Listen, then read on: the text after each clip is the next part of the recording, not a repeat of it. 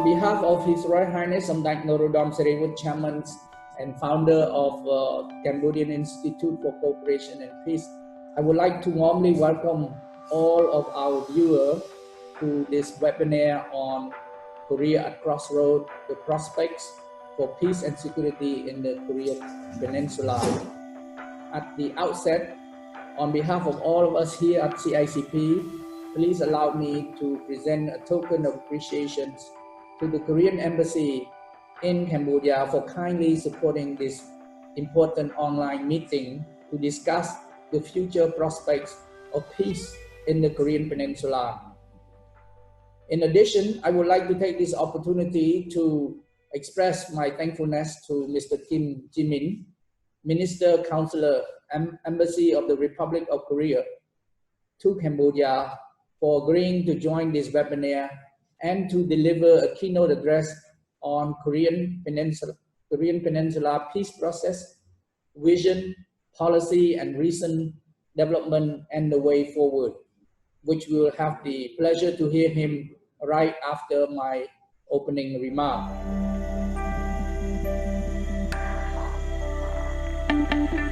Dear participants, we meet today via this online Zoom to discuss the development of one of the most complex security flashpoints that could threaten the stability of not only Northeast Asia, but also the entire world. The discussions among our experts will focus on how to stop North Korea from developing nuclear weapons and to restore peace in the Korean Peninsula. We are most fortunate to have the participation from two distinguished American scholars, a leading Korean expert and a well-known Southeast Asia scholar, to help us gain deeper insight to the persisting challenges that threaten peace and security in the peninsula. I will introduce them one by one after a while after my opening remark and after we listen to the keynote address. Please allow me to set stage for today's discussion as follows. The two historical summit meetings between President Donald Trump and Chairman Kim Jong-un, one in June 2018 in Singapore, and the other in February 2019 in Hanoi, give rise to the optimism that peace could finally return to the Korean Peninsula.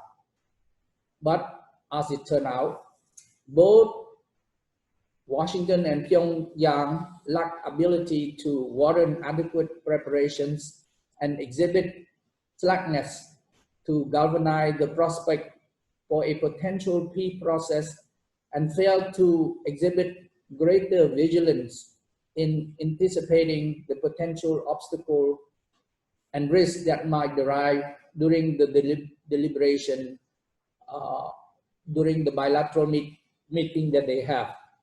Therefore, the two rounds of negotiation on Pyongyang nuclear weapon program have tumbled down and reached an impasse on how to proceed.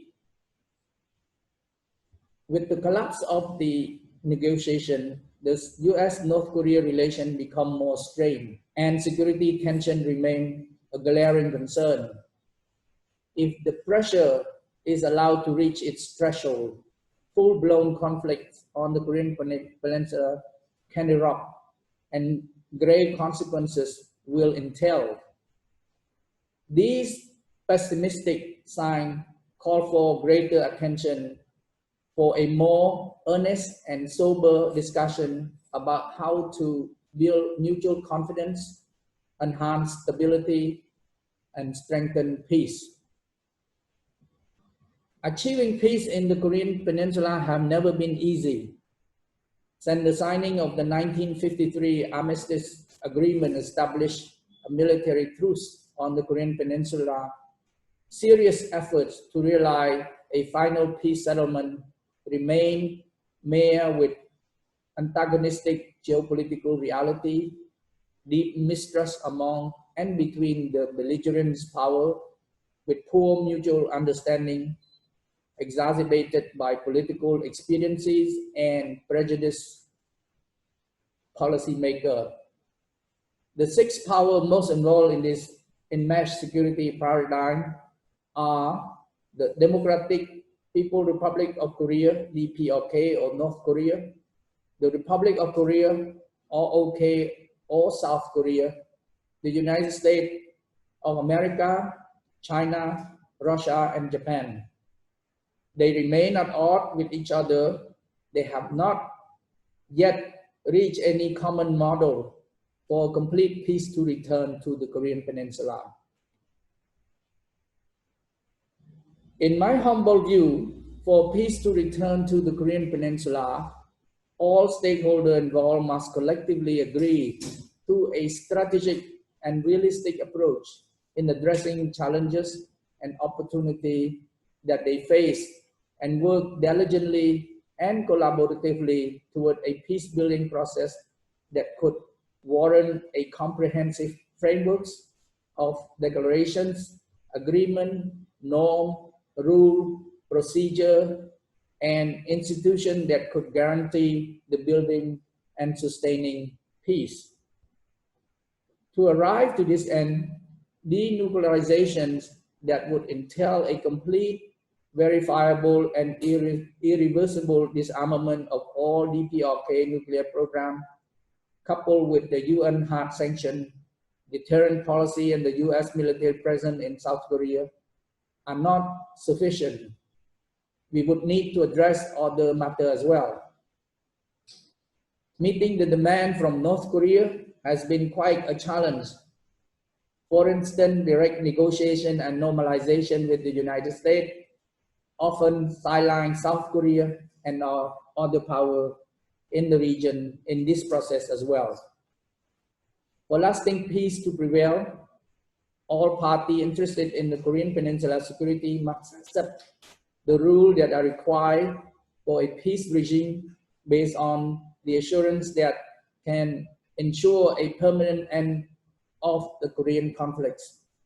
A peaceful Korean Peninsula requires careful recalibration of the US-ROK alliance, the strategic orientations of and relation between the two Koreas, and the role of the United States and China on the Korean Peninsula, and the overall security architecture in the Northeast Asia region that could convince the DPRK to abandon its nuclear program, take into account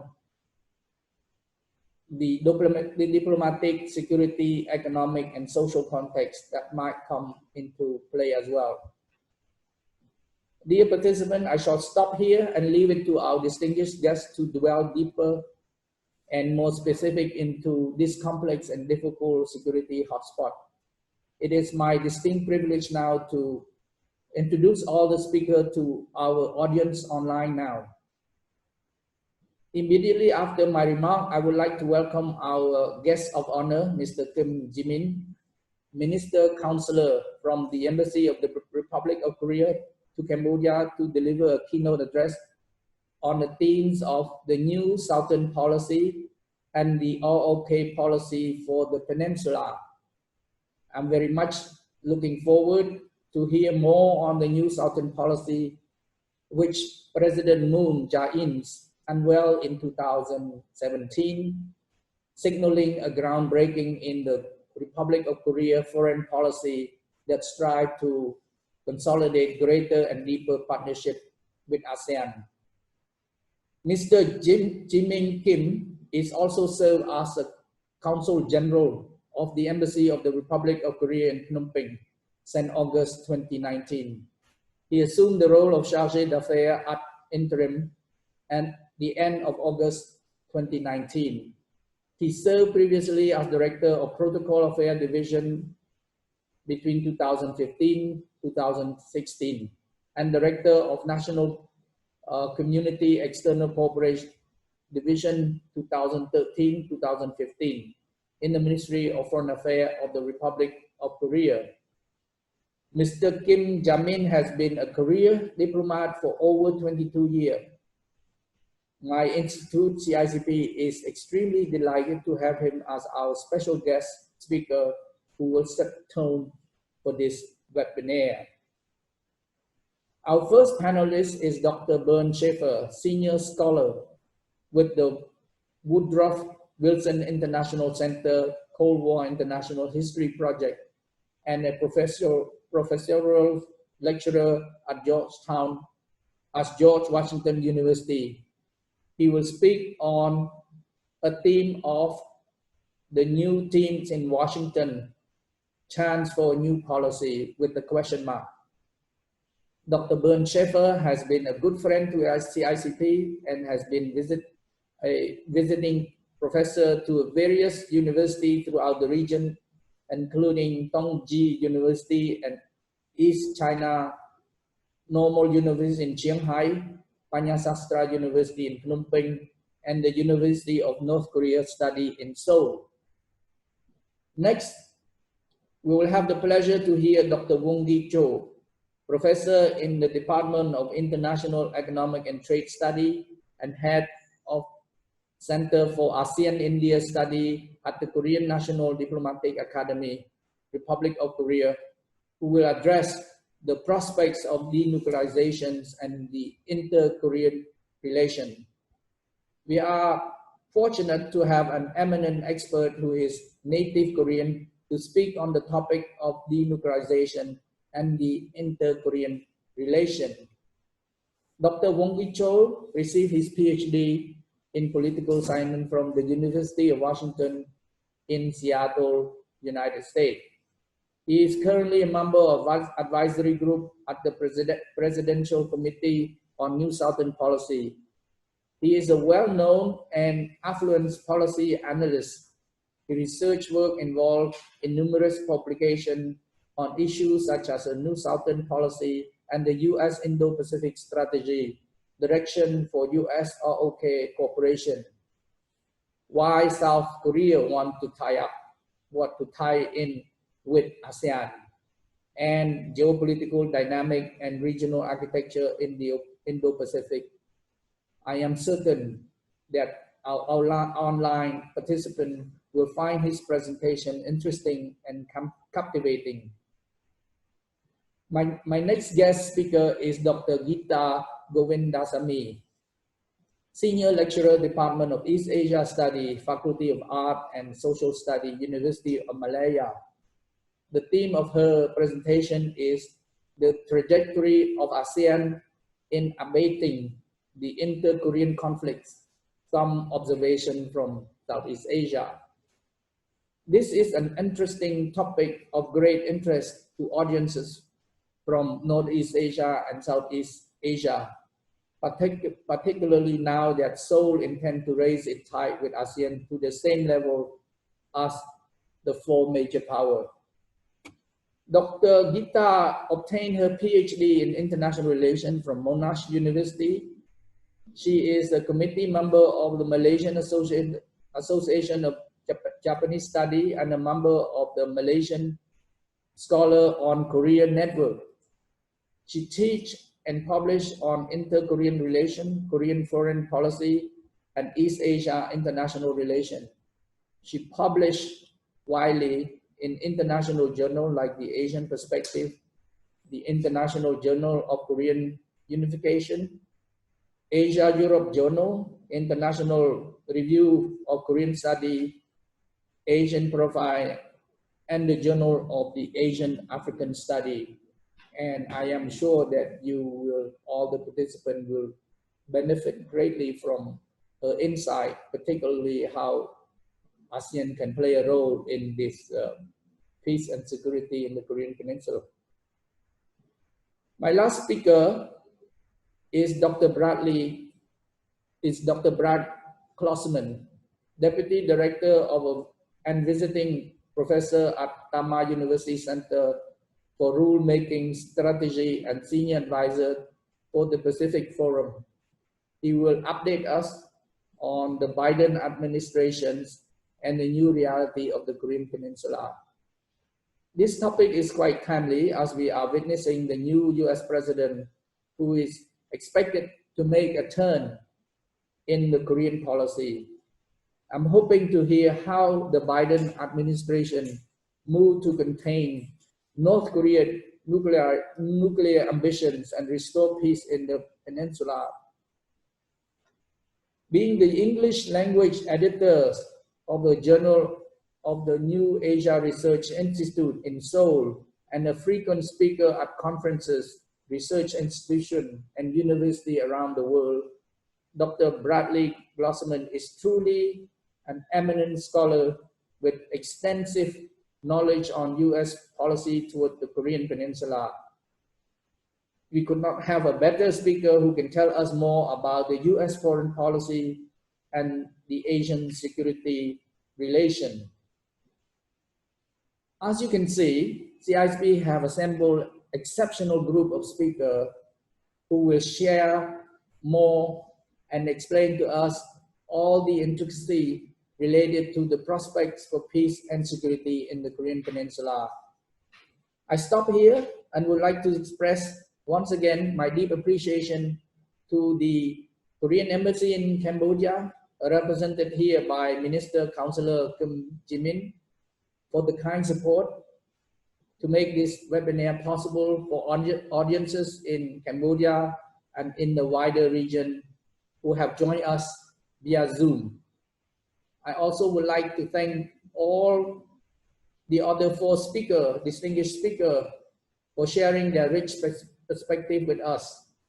And lastly, I would like to thank all the viewers who joined us online.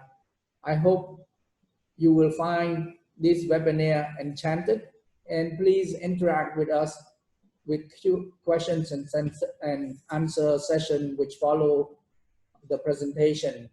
You can send me, those who have registered, we have over 80 participants who register. Please send us your question to me and I will read it to the speaker as it comes to me on the first come to first serve. Unfortunately, we won't be able to show your face. You have to rely on me to reach the speaker after they make their presentation. So I thank you very much, and now I have the distinct pleasure to invite Minister Councillor Kim Jimin to take the floor. Thank you very much for the kind introduction. Yes. Excellency, distinguished speakers, ladies and gentlemen, at the outset, I would like to thank His Excellency Ambassador Sotirak and the Cambodian Institute for Cooperation and Peace for co-organizing today's webinar with our embassy. I would also like to extend my warm greetings and sincere appreciation to the distinguished speakers as well as to all participants. I hope everyone is staying safe and healthy amidst the COVID-19 pandemic. Thank you for joining us today.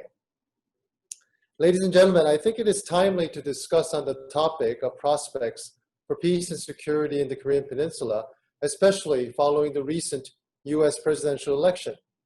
What kind of policy course is the apparent new American administration going to take vis-a-vis the current situation in the Korean Peninsula? How should stakeholders respond? These are some questions that pop up in my mind. In the backdrop of the COVID-19 pandemic this year, we witnessed negative developments in inter-Korean relations. North Korea unilaterally blasted and demolished the joint liaison office building in Kaesong Industrial Complex, just north of the demilitarized zone. Subsequently, the significant progress and achievement made over the last 3 years in advancing the peace process in the Korean Peninsula have been stalled. Inter-Korean and US-North Korean negotiations have come to a deadlock. However, the Korean government is steadfast in seeking inter-Korean reconciliation and is making relentless efforts to achieve denuclearization and establish permanent peace in the Korean Peninsula. The ultimate goal will not change. So I would like to take this opportunity to share with you the Korean government's vision and policy for the Korean Peninsula peace process, as well as recent development and the way forward. I hope this can provide some background for a fruitful and engaging panel discussion today. Back in 2017, North Korea's provocations were escalating, including the carrying out of its sixth nuclear test. The US was also pursuing a maximum pressure campaign on North Korea. At that time, tensions on the Korean Peninsula were heightened to the point of real fear that another war may break out. The atmosphere on the Korean Peninsula changed dramatically when Chairman Kim Jong-un of North Korea announced in his New Year's address that he would send a delegation to participate in the Pyeongchang Winter Olympic Games in South Korea in February 2018. He sent his sister, Kim Yo-jong, as head of the delegation, and high-level talks between South and North Korean officials took place along the sidelines at the Winter Olympics. Since then, there have been 3 inter-Korean and 2 US-North Korea summit meetings. In June 2019, we also witnessed a surprise meeting between President Trump and Chairman Kim in Panmunjom, initiated by President Trump's Twitter invitation. President Trump became the first incumbent US president to meet with a North Korean leader, as well as the first to step onto North Korean soil with the world watching on. During the 3rd inter-Korean summit held in Pyongyang on September 2018, the 2 leaders of South and North Korea signed the Pyongyang Declaration addressing tension reduction, inter-Korean cooperation, and denuclearization. Another important agreement signed that day was the Comprehensive Military Agreement. The aim of this agreement was to eliminate all risks of war from all parts of the Korean Peninsula. The military agreement reflects our will to transform the demilitarized zone, which used to be the symbol of confrontation and conflict, into a symbol of permanent peace on the Korean Peninsula. Ultimately, we are striving to establish permanent peace regime on the Korean Peninsula. So let me touch upon what peace means for us and what kind of peace we envision on the peninsula. First, we are pursuing a permanent, lasting, and sustainable peace. The Korean War ended in a truce, not a formal treaty. So the 2 Koreas are still technically at war. This unstable situation means that although we continue living our lives, we are aware that North Korea possesses nuclear weapons and that it is threatening the peace. Our current situation is what we call a negative peace, a simple absence of direct violence or conflict. What we wish to pursue is not this kind of temporary, uneasy peace, but lasting and sustainable peace by resolving the root cause of the conflict through dialogue, exchange, and cooperation in diverse areas. We will ensure that our North Korea policy remains consistent by enacting inter-Korean agreements into law. Second, we are pursuing a peace where South and North Korea can coexist and co-prosper. From the beginning, our current president, Moon Jae-in, made it clear that we are not seeking the collapse of the North Korean regime, nor a forceful unification that absorbs North Korea. While our hope is to achieve a peaceful unification of the Korean Peninsula, this should only occur naturally in the long process of coexisting peacefully. Third, we are pursuing a kind of peace that will promote peace in the entire region. Although the Cold War has ended, we still have remnants of the Cold War structure remaining on the Korean Peninsula. South and North Korea are still divided, and North Korea has not established diplomatic ties with the United States nor Japan. We believe the permanent peace of the Korean Peninsula will go on to promote peace in Northeast Asia, leading to a more secure and prosperous region. So with this vision in mind, we have set up 3 goals. First, we seek a peaceful resolution of the North Korea nuclear issue and establishment of pure permanent peace. Second, we are pursuing the development of sustainable inter-Korean relations. And third is the realization of a new economic community on the Korean Peninsula. So what do we do in order to achieve these goals? We have devised 4 strategies. First strategy is resolving the nuclear issue based on a comprehensive and step-by-step approach. Second is to tackle the issues of inter-Korean relations and the North Korean nuclear threat simultaneously. Third, ensure the sustainability through institutionalization of inter-Korean relations. And fourth, lay the foundation for peaceful unification through mutually beneficial cooperation. So based on this policy, President Moon presented at the UN General Assembly in 2019 the 3 guiding principles that we are abiding by in our efforts to resolve issues related to the Korean Peninsula. The 3 guiding principles are zero tolerance for war, a mutual security guarantee, and co-prosperity. In particular, with regard to the second principle of mutual security assurance, President Moon proposed transforming the demilitarized zone, DMZ, into an international peace zone. The DMZ is a colossal green zone that stretches 250 kilometers, or 155 miles, from east to west, and 4 kilometers from north to south. Since it has been untouched for 70 years, it has become an ecological treasure. It has also become a symbol of confrontation and conflict, as well as our desire for peace. Transforming the DMZ in this way would institutionally and realistically guarantee North Korea's security and also simultaneously bring permanent peace to South Korea. Ladies and gentlemen, the peace on the Korean Peninsula is still in the making, and changes that used to brim with hope have now stalled. How can we resuscitate the peace process? The new Southern Policy, NSP, promulgated by President Moon in November 2017, aims at building closer ties with ASEAN member countries, as well as India. One of the 3 pillars of NSP is peace, besides people and prosperity. This year marks the 10th anniversary of the strategic partnership between ASEAN and the Republic of Korea. The 21st ASEAN Republic Korea Summit was held virtually on November 12th, and all leaders who participated stressed the importance of resuming peaceful and sustainable dialogue amongst all concerned parties in order to realize complete denuclearization and to establish permanent peace on the Korean Peninsula. ASEAN leaders also underscored the significance of maintaining peace and stability on the peninsula. 2 historic US-North Korea summit meetings were both held in the ASEAN region, Singapore 2018 and Vietnam in 2019. It is evident that ASEAN member countries can contribute and play a constructive role in fostering progress in the Korean Peninsula peace process. Most importantly, for permanent peace to be established on the peninsula, North Korea needs to dismantle its nuclear program. Bearing this in mind, our government is concentrating its diplomatic efforts to ensure that we keep North Korea at the negotiating table, hoping that the momentum for dialogue will continue and lead to actual progress in the denuclearization process.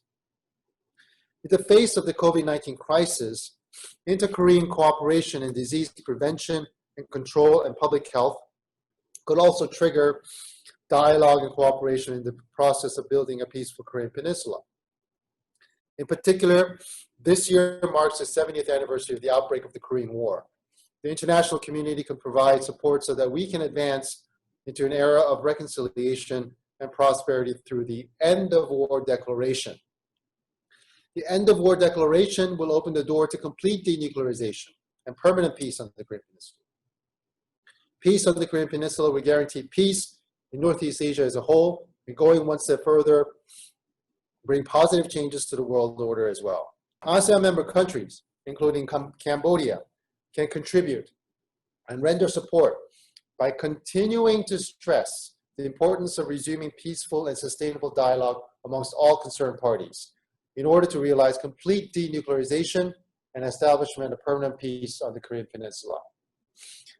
Excellency, distinguished speakers, ladies and gentlemen, we expected that the journey toward denuclearization and establishing permanent peace on the Korean Peninsula would not be without challenges. We know that 70 years of hostility between the South and the North, as well as between the South and as well as between the United States and North Korea, will not transform overnight. However, based on our unwavering Republic of Korea-US alliance, we hope to engage North Korea and ensure that they do not derail from the denuclearization process. ASEAN member countries have been consistently instrumental in supporting and advancing the peace process in the Korean Peninsula. And Korea aims to build an even stronger partnership with ASEAN in line with its new Southern policy. COVID-19 has shown us how closely we are interconnected and how closely the world is connected. Protecting peace of one country and saving the life of a person now requires cooperation that transcends borders. No matter how desperately peace is desired, Korea cannot afford to race ahead on its own. It has counterparts and must move within the international order. Support from the international community and concerted actions are needed now more than ever. Thank you very much. Much, Minister, for your very clear sight regarding the issues that is confronting the Korean Peninsula. You have clearly explaining what peace means to your great country and what role South Korea intended to play in achieving this lasting peace, and the fourth strategy that you have rolled out. And you were so kind also to explain the essence of the new Southern policy, which I think it's going to be a game changer in the foreign policy of South Korea, and I look forward to learning more from all of you, particularly from South Korea when you implement these policy, particularly with ASEAN. Now, I have the pleasure to invite Dr. Wonggi, to invite my first speaker, Dr. Bernd Schaefer, to take the floor. The floor now is yours. Yes, good morning, good afternoon, good evening, everyone. You're from Germany, actually. I want to thank the ambassador, the minister counselor. I want to thank in particular CICP and the Korean embassy for sponsoring this event. And I really fond to remember in a very different time in 2018 when we had similar events in Phnom Penh on the same issue, but with a different situation. So what I want to do within the next 10 minutes or so of my presentation, I first just want to look back a bit on the last 4 years without going into too much detail, and then look forward, because I think it's really important just to see where we are coming from. We can indeed say some very interesting last 4 years during the Trump administration of both US-Korean relations as well as inter-Korean relations. We had obviously very unusual developments, and we had 3 unprecedented direct meetings between a sitting US president and the North Korean leader, all between 2017 and 2019. If we divide the last 4 years basically in 3 periods of almost similar length, we just see the roller coaster or whipsaw we had during this period. In 2017 and 2018, early 2018, you really had the danger of war ratcheting up. You had a lot of belligerency from both North Korea and the United States. You had a lot of saber rattling and indeed a critical situation.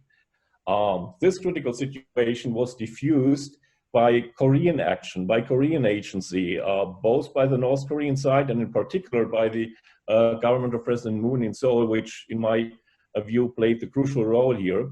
And then fortunately we had the Winter Olympics in Pyeongchang in early 2018, which then started a completely different period, where first you had some really intense inter-Korean dialogue between the DPRK and the ROK, then followed by a dialogue, direct dialogue between North Korea and the United States, with the 2 summits, then which were mentioned here, of course, in Singapore in June 2018, and then in February 2019 in Hanoi. this summit in Hanoi then started the third period, because the summit in Hanoi, I think, can be considered as sort of a failure. So then we had the third period in 2019-20, when the dialogue more or less ended, both in the Korean dialogue as well as the dialogue between North Korea and the United States. But we had a sort of moratorium on both sides, with North Korea at least not conducting long-range missile tests, which would have been seen as a critical threshold to cross. And on the US side, you had some concessions regarding the military drills and exercises and all that. So we sort of had a moratorium and sort of a standstill, and still followed by pretty cordial personal exchanges between the President of the United States and the North Korean leader. And I, of course, have to address this issue very briefly. What we saw during the last 4 years has a lot to do, almost everything to do, with a very personal factor in the United States, which is the President, Donald Trump. And on the other hand, we had some interesting North Korean approaches with regard to the United States, different from previous years, which some might say attempted to exploit the situation of President Trump in the Oval Office. You might also have noticed just recently, when President Trump got the COVID virus, that the North Korean leader sent some warm wishes, something very unusual, and there were not so many leaders doing similar greetings in this regard. Anyway, a personal factor, a very interesting approach. Interestingly, you saw, in my opinion, in Washington during this period, that this personal factor and the approach by the president had not much support at all in his own administration, in the Republican Congress, and among Republican experts who were very critical of that. And there were a lot of people in his party and in his administration, and the high-ranking administration, high ranks in administration, who were not unhappy with the failure of the summit in Hanoi. You had, interestingly, more on the liberal side, some hopes that this rather unconventional approach by President Trump might yield some direct progress between US and North Korea, and some engagement policy. Overall, this failed, of course, also due to the personality and of the president, and a very simplistic concept, basically thinking you can basically buy off North Korea with promising them economic bright future with US investment, and then basically buying off their nuclear arsenal. This, of course, did not work. The process then, of course, failed. Then when the US, on the other hand, was never actually willing to provide some relief of sanctions towards North Korea, something North Korea expected and hoped to get from those summits meetings. So the process failed, and then we had a standstill, and now we are at a new situation. So where are we now? Now currently we have a new administration, US coming in January, and this administration will have at least 4 years. Then we have a president in South Korea, President Moon, who, if I'm correct, has about 2 years left in his term, and he's not allowed to run for re-election according to the South Korean constitution. And then you have a leader in North Korea, who obviously is always there, because North Korean leaders are appointed for lifetime.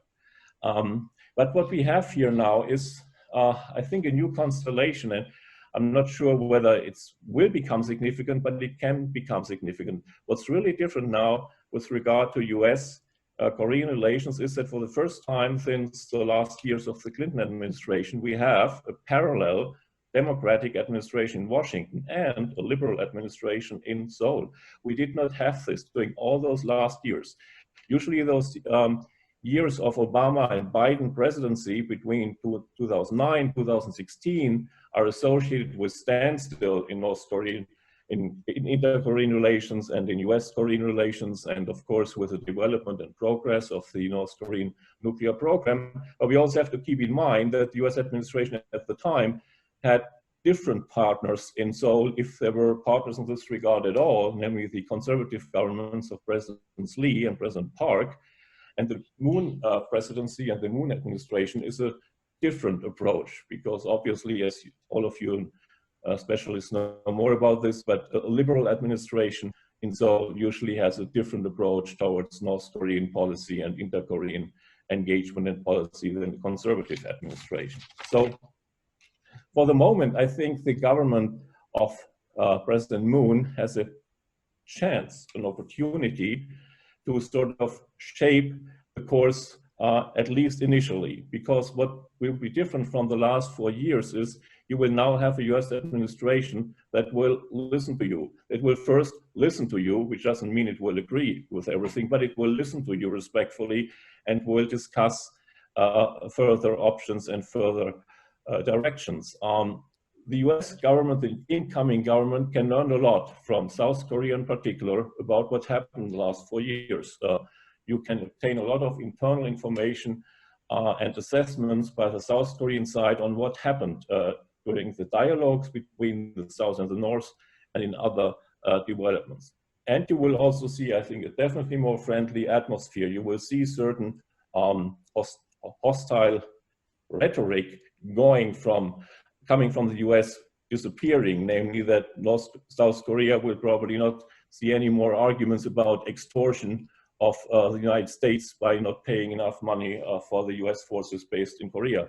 You will also not see the obsession of a US administration about trade deficits and accusing partners like South Korea about taking advantage of the US. I mean, with those two major rhetoric elements gone, I will think that the US government will listen respectfully and then see where to go from there. Now, it doesn't mean, of course, it will just follow what the South Korean government will outline. And we heard it in the excellent presentation by the Minister Counselor, what the current policy approaches with regard to inter-Korean policy are. Yes, I think this proposal by President Moon about a peace agreement regarding the Korean War, which has, of course, to involve not just the both Koreas, but also the United States and China, is a very interesting approach, something I thought to be a really promising approach if you really proceed way before the Trump administration. It has never been taken up by US administration, but we will see. Maybe this time there might be at least some openness in the US to listen to that. But the main problem is, and this was of course also outlined by the Minister Counselor, that this word, small words simultaneously. It has to be simultaneously done with the process of denuclearization. So this has to go hand in hand at the same time.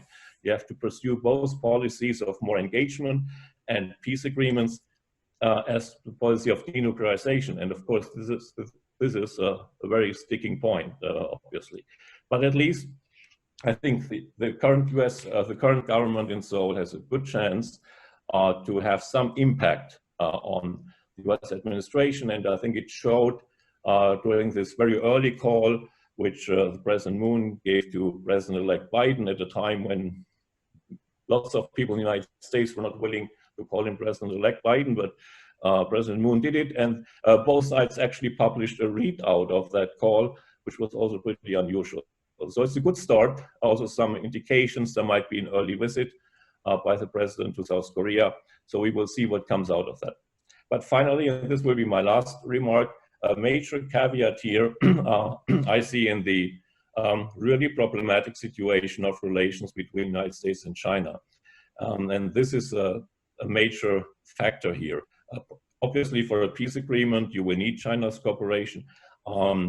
US-China relations will be very difficult. And the situation has really been changing over the last couple of years. Not just the United States policy has changed, where we had the last 4 years of the Trump presidency, but we also have some changes in China. The China of today, of 2020, is quite different from the China of 2016 when Biden was still vice president. So this will be a difficult situation. What I would expect is my prediction, we will see a decoupling of this argument that you have to keep good relations with China because you need China from the United States perspective to cooperate on North Korea. I think this will no longer have the dominance as we had it all the way up to 2018. So we will have to see whether this issue might be a major wedge in the entire complex of dealing with the Korean Peninsula. And finally, we will see what North Korea does. As you remember, when new administrations come in the United States, sometimes they like to draw attention, start a little provocation, test the administration. We saw this in 2009 with Obama coming in. We saw it in 2017 with Trump coming in. Usually this involves a major test, like a nuclear test or a long-range missile test. If something like that might happen, this can quickly change the dynamic again and change the dynamics of the US government, US public opinion. So the question is whether North Korea would just stand still and do the same as they did during the last 2 years, namely basically nothing, or trying to stay low and just continuing with nuclear programs without much publicity. But this also, of course, is a major uncertainty and factor here. So overall, I think we can be cautiously optimistic, but maybe not too optimistic about what's going on in the future. Thank you so much, Dr. Bernd Schaefer, for your cautiously optimistic view. Appreciate your assessment of how the talk has been failing down, and then there's a new hope now, a new president of America from being a Democrat, and you have a liberal president in South Korea. When South Korea speak now, the American would listen. Agreeing is another issue, but at least that part, that is a good starting. And then in the appreciation of the peace agreement that initiated by Seoul that would engage also China, US, and the two Korea. I also like that part. And then you highlight the area of concern between US, China, definitely. You know, people start talking about the new Cold War already, but that's another webinar. World order thing through the two biggest power. And so, and lastly, you anticipated, I mean, at least you make clear that we have to anticipate what would be the strategy of North Korea in engaging with the new president. I'm sure they still want direct contact and so on and so forth. So thank you so much. Now I'm pleased to invite Dr. Cho, my good friend from South Korea, to make his presentations. Dr. Cho. Thank you, Ambassador Paul. Greetings, good morning, and good afternoon from Seoul. I'm very pleased to share my perspectives about the peace process on the Korean Peninsula. I'd like to touch upon two things. First, the current administration by President Moon's approach toward North Korea and denuclearization issue, and which is a little bit overlapping with the keynote speech by Minister Councilor Kim, but I'd like to highlight 3 points. And then I will talk about several factors that would shape the future contours of denuclearization of North Korea and inter-Korean relations. First, President Moon's approach toward North Korean policy. I think Minister Councilor Kim provided a very nice summary of the current government's policy. As he pointed out, the President Moon's policy toward North Korea is a policy of engagement and cooperation. So this is Korean Peninsula peace process. I think there are 3 important goals in this approach. The first one is a gradual denuclearization approach. So I think we aim for a peaceful resolution of the nuclear issue through a step-by-step approach. I think this is a two-track approach of using sanctions and pressure on the one hand, and also pursuing active dialogue and engagement on the other. So the gradual denuclearization process should start from the freezing of nuclear activities and eventually accomplishing the complete denuclearization in the end. So no matter how long it would take. I think this a step-by-step gradual approach is quite different from the conventional approach toward North Korean denuclearization, which is a CVID, the complete, verifiable, and irreversible denuclearization. So for the last 3 years, United States and Korea have been pursuing sort of a top-down, the step-by-step approach, but the result was not really good after the Hanoi no deal. The second goal of President Moon's approach toward North Korea is to give priority to inter-Korean relations. In the previous conservative governments before President Moon, I think they gave the priority for the nuclear issue. The denuclearization of North Korea is the most important priority, and the development of inter-Korean relations was not that priority. But under this Korean Peninsula peace process, you you give a equal priority to denuclearization as well as to the development of sustainable inter-Korean relations. So the idea is that if we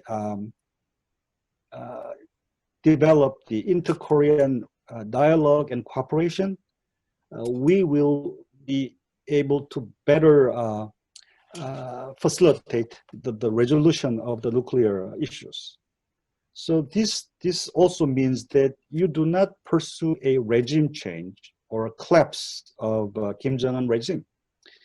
So the idea is that if you give Kim Jong-un a sense of regime security, if you give an assurance that South Korea is not going to topple down his regime, I think that Kim Jong-un will be more cooperative and eventually give up on his nuclear ambitions.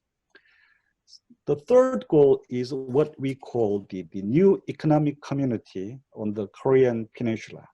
So this is about the engaging DPRK with the economic area. So the idea is that the economic engagement with North Korea will eventually bring peace and stability on the Korean Peninsula, because material gains that are brought by the inter-Korean economic cooperation will have the effect of mitigating nuclear ambitions and the hostile attitude of North Korean regime. I think the Panmunjom Declaration between President Moon and Chairman Kim in the April of 2018 is exactly about this.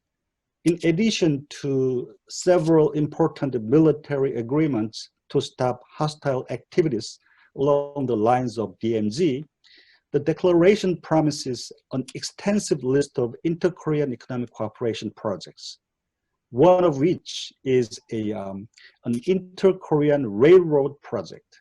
You know that the North Korean railroad system is very much outdated and does not function at all. Most of the railroad tracks in the north are very much dilapidated and disconnected. So the experts say that the outdated railroad system of North Korea is the largest, one of the biggest problem in their effort for economic development, things like that. So this is most important and one of the most important and urgent issue. So at the Panmunjom, I think President Moon promised he would help modernize the railroad system in the North Korea and connect the South Korean railroad tracks with North Korean railroad system. This inter-Korean railroad project involves huge amount of money if implemented, and this would give also a huge economic boost to Kim Jong-un.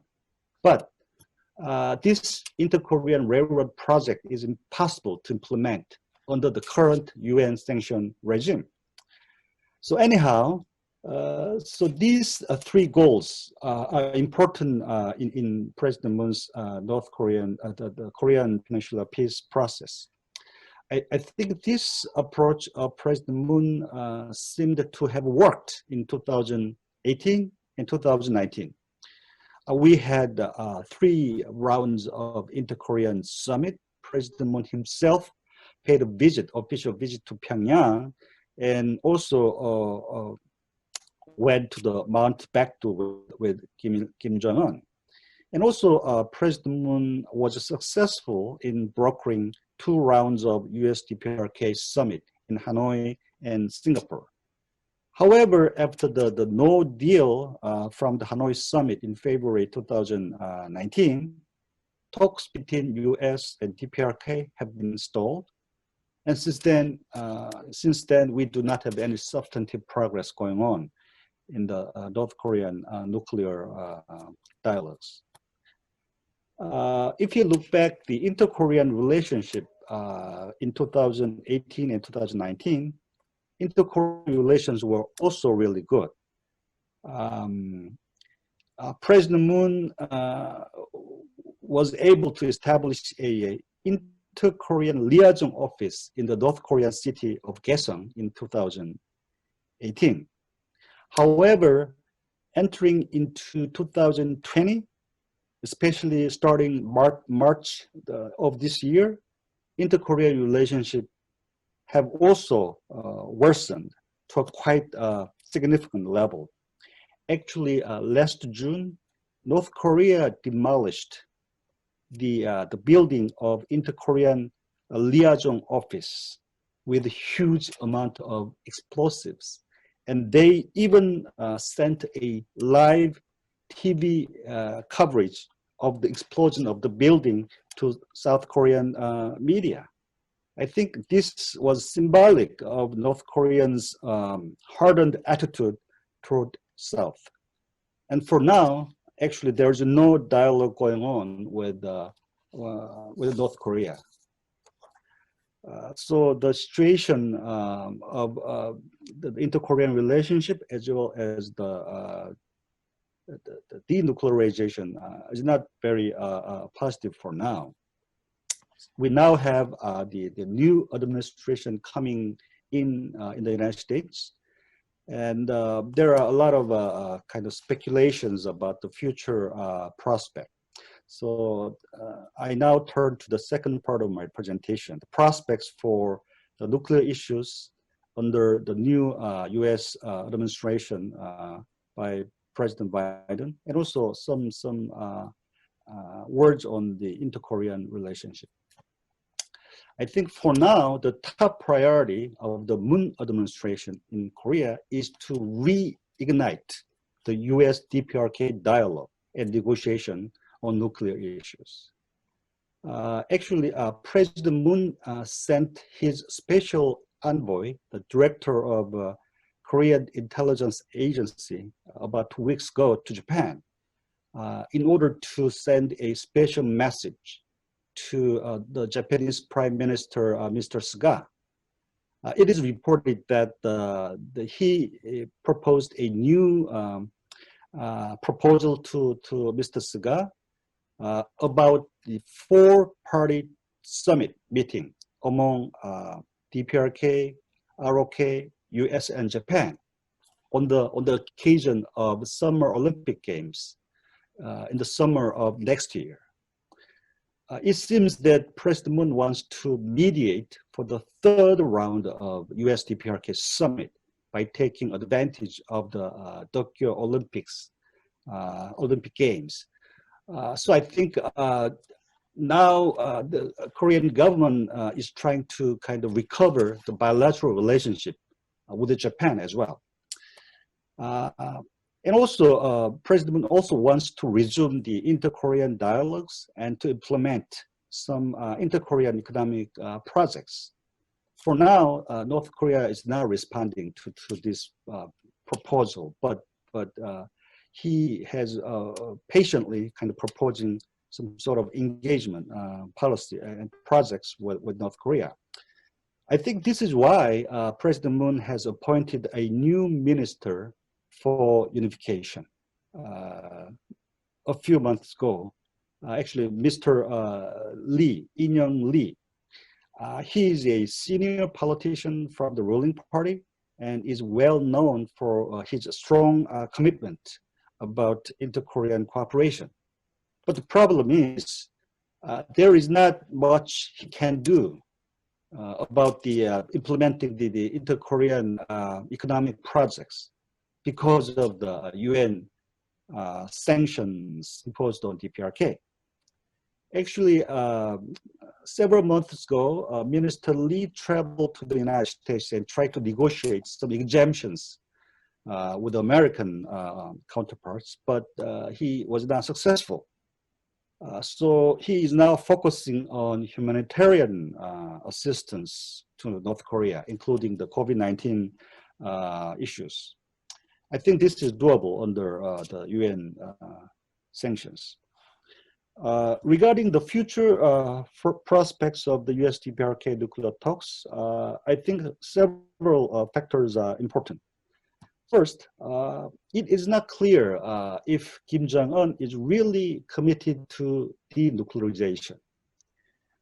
His approach for the last 3 years seems to indicate that his commitment to denuclearization is a conditional one, depending on the quid pro quo from the United States. It remains to be seen how the new Biden administration would respond to this kind of transactional approach of Kim Jong-un.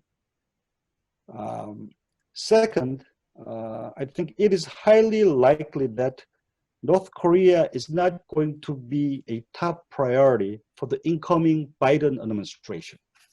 I think the Biden administration's top priority would be the domestic issues like COVID-19, economic recovery, and racial problems. So North Korean issue would not be high on Biden's foreign policy agenda as well.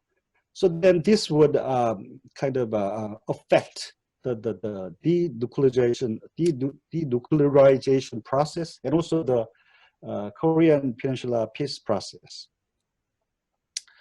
And also there are some speculations that Biden and his foreign policy team might return to Obama's approach to DPRK, which is the strategic patience.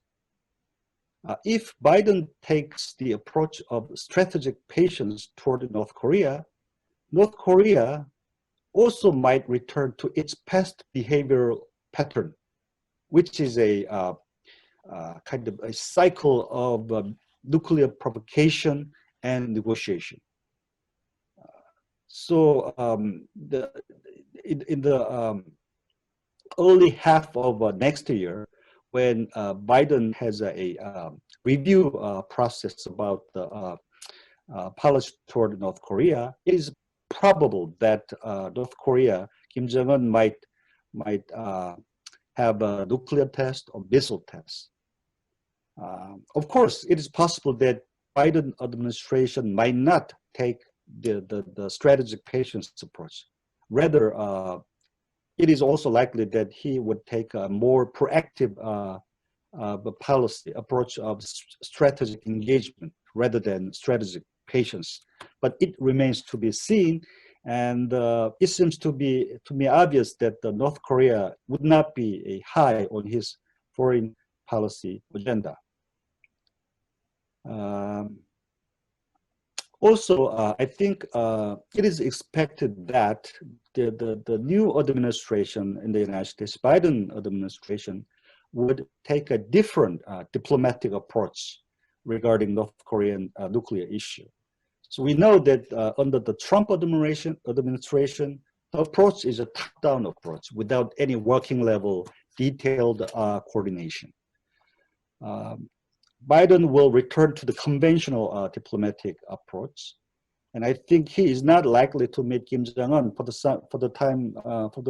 time being soon, unless he has some positive results from the working level negotiations beforehand. And fourth, we have the issue of a human rights problem in North Korea. under Trump administration, U.S. did not take issue with human rights issues in North Korea. And the position of a special envoy of North Korea human rights in the U.S. State Department has been vacant. But it is highly likely that Biden will appoint someone for that position, and Biden administration might be more active and more vocal regarding the North Korean human rights problem. I think this issue will also factor into the denuclearization process on the Korean Peninsula. And also, I think it would be very difficult to have a turn of the situation in inter-Korean relationship. Now, nothing really serious things are going on between North and South Korea. No official level dialogue is going on. So we have also very high level of uncertainty in inter-Korean relationship. Right. I will stop here. Thank you very much for listening. Thank you. Joe, for your quite interesting assessments of the complex issues surrounding denuclearizations and your point about the new President Moon approach to these issues, and lastly about the U.S. new administration would be one thing that I catch my ear the most is that Biden is not in a hurry to meet Mr. Kim. So long as there is a ground information that there might be a serious give and take from North Korea, I think this will raise a lot of issues, raise a lot of questions later on. I have the pleasure now to invite my dear friend Dr. Geetha to take the floor and to explain or to present her view how ASEAN can play a role in this security difficulty in the Korean Peninsula. Thank you, Ambassador Paul. And also thank you, Mr. Kim Jin-min, and also to my fellow co-panelists. Good evening from Malaysia. I must say I'm a little bit biased because I'm a Southeast Asian, and so I want to see ASEAN's role in the inter-Korean process to be a bigger role than what it is now. I would like to put forward 2 points. One is that for the inter-Korean process to be advanced, I think the most important thing is that a long-term multilateral approach has to be taken instead of a short-term based crisis diplomacy. And the second point is that the process of bringing North Korea to the negotiating table requires the support of more actors, especially when regular channels of communications are blocked or have been blocked. ASEAN is an organization and its member states. So I'm going to look at ASEAN as one organization as well as member states, because North Korean relations with ASEAN is both bilateral and multilateral, right? So ASEAN as an organization and its member states have the capacity to take a larger role in inter-Korean affairs, in providing a more structured process for regional confidence building and security cooperation. The reason I'm using these terms, regional confidence building and security cooperation, is that ASEAN already has mechanisms, confidence building mechanisms, so which can be used for the inter-Korean process, peace process. So it's common knowledge that ASEAN was formed in 1967 to advance bilateral and regional cooperation. In 1967, we only saw Southeast Asia, but times have changed.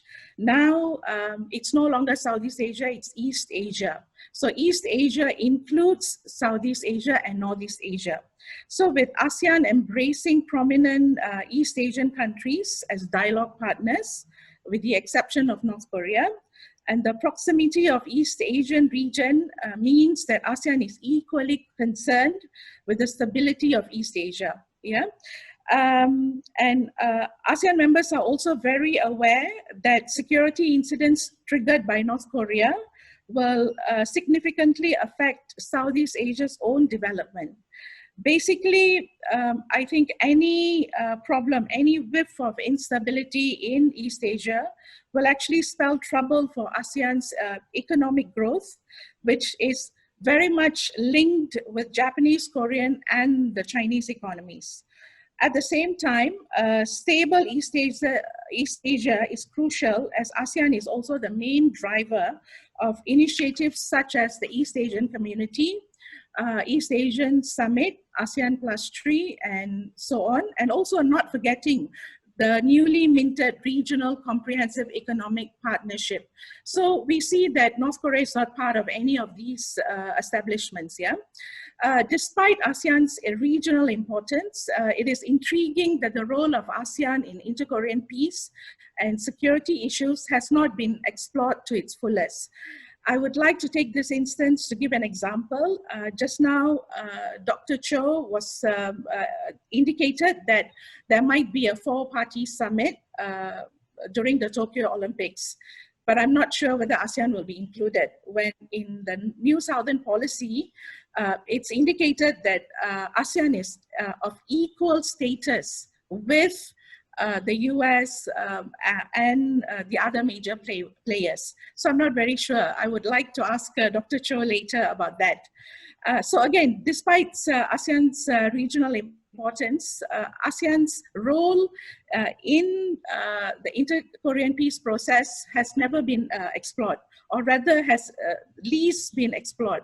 So though the East Asian region is commonly associated with dynamic economic growth, we see that North Korea is the only country in East Asia that has a reputation for isolationism. Okay. So despite inter-Korean summits in Singapore, Hanoi, in Panmunjom, and so on, we have seen now that North Korea has disengaged itself from dialogue. Probably it could be because of the COVID era, or it also could be because it wants to see what the Biden administration will do in terms of inter-Korean relations. So against this backdrop, in the absence of sustained official dialogue between the US, South Korea, North Korea, and also most importantly, the collapse of the 6-party talks, which was a very important venue to sustain dialogue, I believe that ASEAN has a role to play in building trust among parties on the Korean Peninsula. Of course, with the condition that its presence must be supported by major players. It can facilitate, it can mediate, it cannot solve. As everyone knows, ASEAN is a kopitiam. It's a Malaysian lingo. Kopitiam means a coffee shop. You go in, you discuss, you have a dialogue, and that's it, and you go back again and again, yeah? So it can mediate, it can facilitate. I would like to also go into what has ASEAN done, or how ASEAN has been indirectly involved in the inter-Korean process thus far.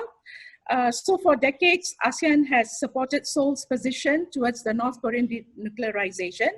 I think one of the reasons for this is because of North Korea's intermediate range ballistic missiles that are capable of reaching Southeast Asia. Yeah, but also it has to be noted that I think it is safe to say ASEAN nations do not look at North Korea as a threat in any manner. Accordingly, ASEAN prefers to support North Korean denuclearization and has supported all this while either denuclearization or some form of security arrangement in place. Yeah. During his visit to promote the New Southern Policy, President Moon Jae-in, he went to all 10 countries and repeatedly urged regional governments to get involved in the Korean Peninsula peace process. But I would like to point out that to date, however, besides asking for support, there has not been a concrete South Korean proposal as to how ASEAN can contribute. Therefore, ASEAN remains secondary to the involvement of bigger powers on the Korean Peninsula. There's so much of space for ASEAN and its member states to engage North Korea. in a more meaningful manner.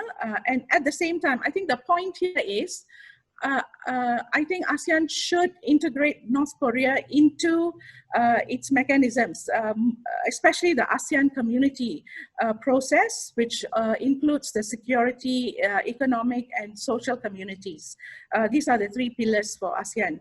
And okay, the other thing which is also very important to note is that the ASEAN way is a non-confrontational approach, which relies on building trust through regular consultations for ASEAN to be a facilitator or a mediator, which is important to be a mediator between both Koreas and other major powers in engaging Pyongyang.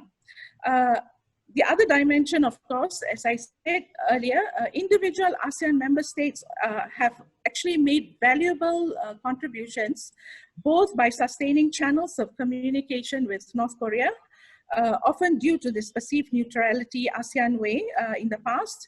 And some of the member states were occasionally chosen as venues for meetings between the US and North Korean diplomats outside the six-party talks format. I remember, I think in the year 2000, if I'm not mistaken, also in Kuala Lumpur, there was a meeting at the US Embassy between North Korea and the US officials. So we see that North Korea, for now, because it's not part of most of the mechanisms of within ASEAN, seems to have a preference to interact more bilaterally with ASEAN member states. And not surprisingly, ASEAN member states have relatively decent relations with North Korea. Pyongyang has established relations with every ASEAN country and has embassies in most countries, and I think except maybe Philippines and Brunei. In addition, Thailand, as host of the ASEAN meetings in 2000, took the initiative to invite North Korea to join the ASEAN Regional Forum. I think Cambodia played a huge role in assisting Thailand in inviting North Korea. So just in the past 20 years, there was a report that was compiled by North Korea World Project, which indicates that Pyongyang actually has sent 95 high-level diplomatic delegations to Southeast Asia alone in the last 20 years.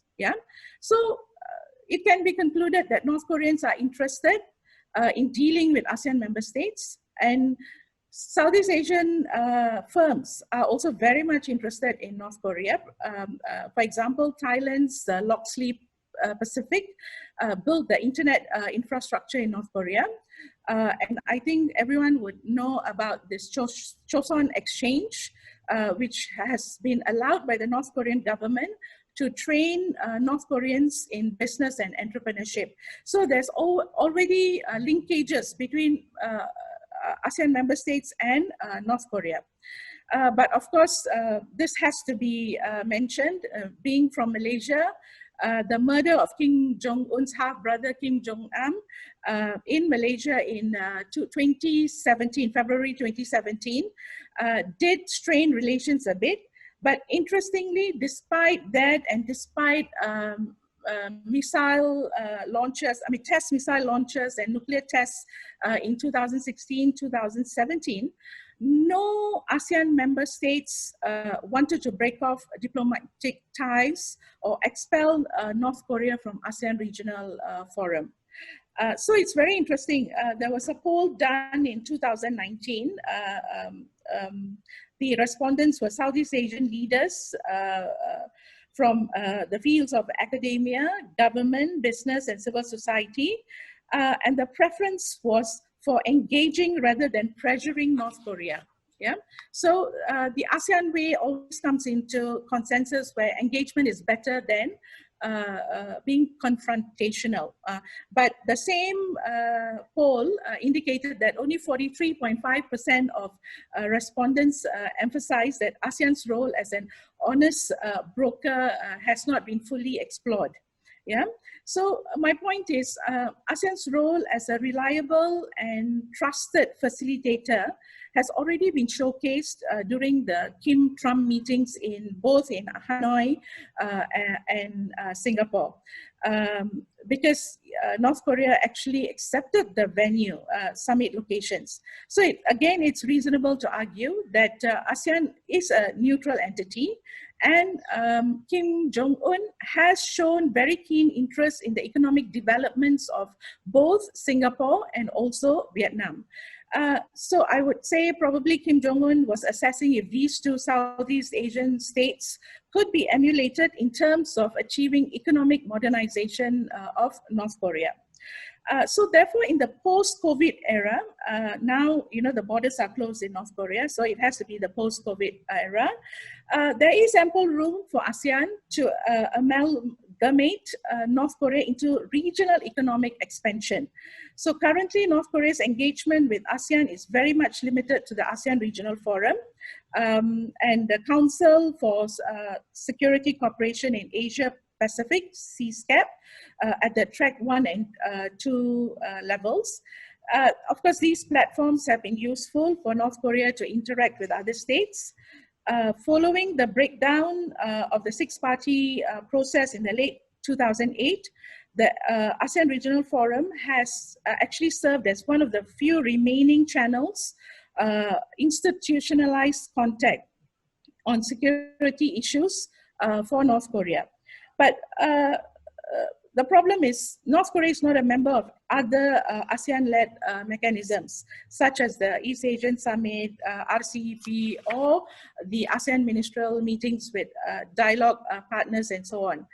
And also must be noted that these platforms will actually provide a range of opportunities for North Korea to enhance deeper security as well as economic cooperation. I think we talk a lot about denuclearization, but economic cooperation is also an important element that we have to look into to develop North Korea. So it can be concluded that Pyongyang, if it is invited by ASEAN as a dialogue partner, it would probably accept it. In the past, ASEAN actually rejected North Korea's request to become a dialogue partner in 2014.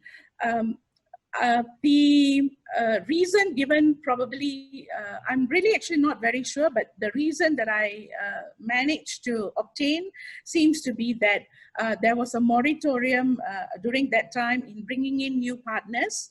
And of course, the other reason was that there were too many missile tests that year. So anyway, this was despite the fact that North Korea had acceded to the Treaty of Amity and Cooperation in Southeast Asia, which is a prerequisite to become a dialogue partner. So since North Korea's relations with both Seoul and Washington at the moment is all-time low, I think it's a very good time for ASEAN to consider inviting North Korea as a dialogue partner. In so doing, ASEAN can serve as an avenue for Pyongyang to directly engage with other dialogue partners regularly, which includes all the major partners or major powers that have been dealing with North Korea. So through the various ASEAN mechanisms, I see North Korea will have a opportunity to present its position. Yeah.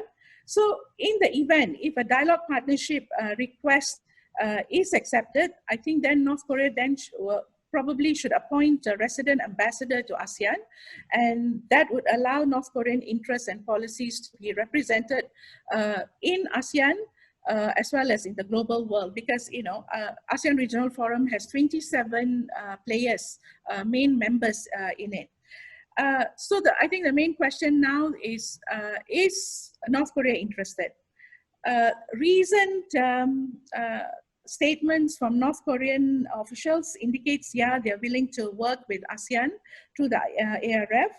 And I'm not sure whether this is just a statement of fact or the North really means it, but North Korean officials actually admitted that ASEAN was fairer when dealing with Pyongyang. So against this backdrop, there is a diplomatic opportunity for ASEAN to play the role of a mediator in bringing together Pyongyang, Seoul, and the US. And I would like to end by saying that in comparison to other regional organizations, ASEAN is actually much better qualified than most to keep North Korea continually engaged, as well as provide a favorable setting for addressing the state's legitimate concerns, because we've always been looking at it from the major players' viewpoint, from South Korea's viewpoint. But what about the North Korean viewpoint? Where does North Korea actually put forward its legitimate concerns? Yeah. So in so doing, there is a chance that North Korea, if it becomes a dialogue partner, it is invited into all the ASEAN existing mechanisms. So there is a pretty good chance that North Korea would probably commit to a more staggered approach towards denuclearization. But of course, before I end, I have to say this is ASEAN. Political consensus is quite a sensitive issue because ASEAN has its limitations in terms of political cohesiveness. To be fair, it is unclear the extent to which ASEAN member states will want to play a larger role in North Korean affairs. According to Toru Takahashi, the editor-in-chief of Nikkei Asia, last year, when President Joko Widodo of Indonesia suggested North Korea be invited to the 30th anniversary of ASEAN-South Korea Summit, Singapore and Thailand opposed, resulting in only South Korea extending the invitation to Kim Jong-un. So I would like to end my presentation here. Thank you. Thank you. Thank you, Geetha. I think you dropped a bomb here, more or less. I'm with you, whereas ASEAN should have a role, but I'm a bit different how we play this role. And I'm very, I agree that ASEAN does possess a non-threatening way to try to get North Korea on the table.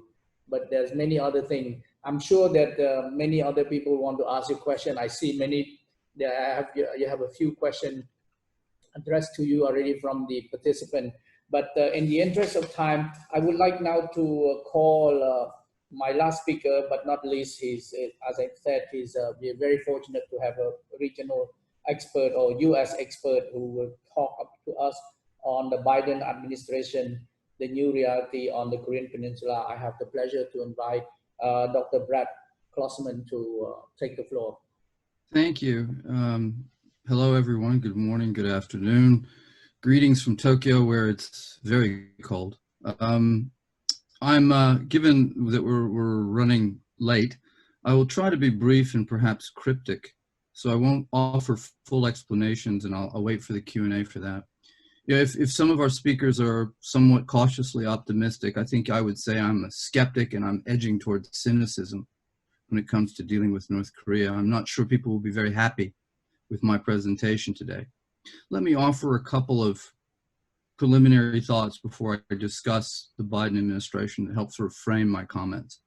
The first is that particularly when thinking about the United States, avoid somewhat easy simplifications. And by that, I was listening to Dr. Schaefer's remarks about how a Democratic administration would be more likely to want to engage North Korea. And I would say that that's old think. I think there's far more consensus in the traditional US foreign policy space regarding national security more generally. And you're not going to see a great deal of pendulum swinging from administration to administration. Even a Democrat, for example, like President Obama, proved that he was willing to be, I suppose, as much of a hardliner, perhaps, as his Republican counterparts. And I think it's easy for us to say that Democrats are going to be head over heels eager to engage, and Republicans are going to be warmongers and hawks. That's not exactly how it works. And so I just urge you to avoid that kind of simplified thinking. Second, my working proposition for thinking about North Korea is North Korea has nuclear weapons and they will not give them up under any circumstances. So North Korea has sacrificed too much. North Korean leadership is too insecure. It is the only thing that distinguishes, the only accomplishment that North Korea has that the South has not managed. And ultimately, it's the only thing that gives the world a reason to pay attention to North Korea. Without, I think one of the famous sayings a few years ago was, without North Korea, without nuclear weapons, North Korea is Mozambique without the diamonds. And so in the absence of nuclear weapons, North Korea becomes a tertiary problem for international affairs. And thus, Pyongyang will never give them up for the fact that it doesn't want to fall off of the headlines. The problem with that, of course, is that as I think was noted, and I'll underscore, there isn't going to be a rush to deal with North Korea, and North Korea doesn't like being pushed aside. So that pushes us towards some potential crises in the next couple of months, or certainly after a Biden administration takes office. So, and if you accept that, then certainly while Mr. Trump may have made some bold initiatives, I don't believe that the Trump initiatives would ever have borne any fruit. I think that he was getting played, and I think some of his closest advisors took that position as well. Now, it's not to say that I'm sure this sounds very hawkish, but I prefer to think of myself as realistic. I would like to see us engage with North Korea, and I understand that there are very good reasons why North Korea has suspicions of the United States and of South Korea, given the historical record.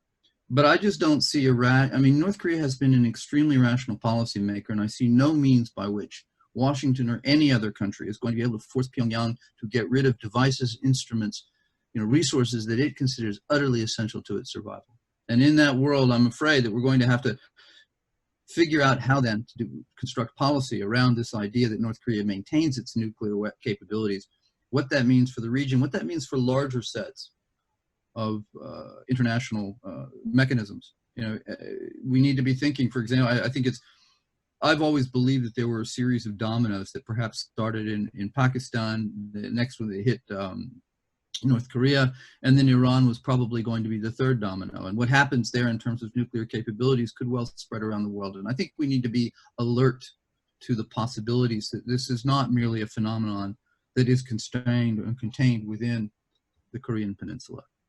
So with all of that as sort of introduction, I'm going to try to be very brief and, again, perhaps somewhat cryptic in addressing the questions of how a Biden administration will deal with North Korea. First, I think you'll see, as has been noted previously, a revision to a more traditional form of foreign policy. Mr. Biden believes in alliances. He believes in consultation. He believes in multilateralism. All of those things, I think, are the way the United States has traditionally had its foreign policy operate. It is, as several other speakers have noted, he is process-oriented. So you're going to see, I think, a very reasoned approach that will be above the whims of a particular individual. There won't be letters exchanging. There won't be backslapping summits. There will not be, the engagement at that high level absent, if you will, an edifice of policy that's been constructed under it. And the problem with that, of course, is that North Korea does not do policy that way. The only person whose decisions matter in Pyongyang are that of Mr. Kim, and thus all of the preparatory work that Americans have always said is sort of an important predicate to a leader-level summit, the North Koreans won't engage in. And this is not a new phenomenon. Back in 1999 and in 2000, I recall that there was a flurry of diplomacy and discussions about President Clinton at that time, perhaps going to Pyongyang. It was, the North Koreans were told repeatedly, we have to have some sort of guarantees. We cannot, send the president just on a wing and a prayer, so to speak. And the North Korean response was, we can't tell you what's going to happen. We can't do that in advance, but anything is possible, and good things will happen if the president gets on a plane and takes Air Force One to Pyongyang. Of course, that isn't how the Americans do diplomacy, except for President Trump, of course, and thus I would expect that those tensions will persist. And then finally, I think related to that, is that you're going to see skepticism. Now, the Biden administration is skeptical of North Korea for the reasons that I outlined. They've seen the failure of previous diplomatic efforts, of multilateral efforts. They've seen North Korea cheat. They've seen collapsing dialogues. But whether it was the Bush administration with the hardline, the Obama administration that first tried to engage, don't forget, before strategic patience was implemented in Washington, what you had was a deal that fell apart promptly within about 2 weeks by virtue of a satellite test, which was North Korea attempting to push the very boundaries of what it had agreed. So I think there's extraordinary, and then similarly, the engagement process of President Trump seems to have failed. So I think that, you know, there's going to be great skepticism, and so many of the different options have been tried and found wanting. So I think there's, in the absence of some brilliant maneuver, which I personally don't see, I'm not quite clear to me what the options are and why Biden would then spend precious political capital on a deal that really doesn't look to be possible. So, second major point, and that is that Trump at the same time did change the game in certain ways. He met with the North Korean leader for the first time. He went to North Korea for the first time. Both of those were held out in many ways as rewards for engagement, to give them away as the president did, without a really substantive reward, if you will, kind of took away inducements that subsequent presidents could have used. Now, that's not to say that engagement is a privilege and that we should definitely be talking. But nevertheless, as I like to think, certain doors have closed and certain opportunities and certain levers for diplomacy have been foreclosed, have been given away by virtue of the last 4 years. And so I think you've got to be very careful about, you know, that in a policy environment in which previous presidencies, whether again Bush or Obama or even Clinton, go back even further, or to Trump, they've all failed. We're losing the levers that we have to deploy as ways of trying to push forward particular agendas. Similarly, I would note that while President Trump was actually rather successful in the first couple of years of his administration prior to the summit in creating the maximum pressure campaign, which I think was somewhat useful in pushing Pyongyang to negotiate, the fact is that door too has closed. There will be no return to a maximum pressure economic campaign in the absence of a genuine provocation by North Korea. And I think that Kim is probably too smart to ignore that. And thus, I don't think he will step over a line in ways that allow the world to return to that posture and thus give them the leverage to engage. So a third point, and to be honest, I'm actually reaching the end of my time because I want to hear the questions and the conversation. A third point that's important is that the shift away from disarmament, which to me, of course, is, as I said, if I don't think North Korea is going to be giving up its weapons, disarmament really isn't on the table. If we abandon that approach and we move, for example, to non-proliferation, which is what a number of people in the American security community, particularly North Korean specialists, want to suggest, we have a big problem. Because what that will do is, first of all, absolutely enrage South Korean conservatives who had sought to create a nuclear weapon at times during their own and have been foreclosed by the United States. Now they will see their chief adversary across the DMZ with a nuclear weapon that they will be allowed to keep. It will certainly make the Japanese extremely insecure because they believe that any nuclear weapon is actually going to be aimed at them. And it will also, like I said, I think encourage other countries to look at nuclear non-proliferation treaty obligations as less than sacrosanct. And perhaps they too might see that if you stick to your guns, so to speak, and make sufficient progress, you too can have your own nuclear capability and you won't have to pay, ultimately, you will not pay the supreme price and you'll be allowed to keep it. So I think we need to really consider the fact that we're going to have a longer term problem if we pursue a moratorium only, and if we acknowledge and at some levels just accept continued possession of a nuclear capability by the part of North Korea. So altogether, it strikes me that we're in a somewhat bad situation as Biden comes to power.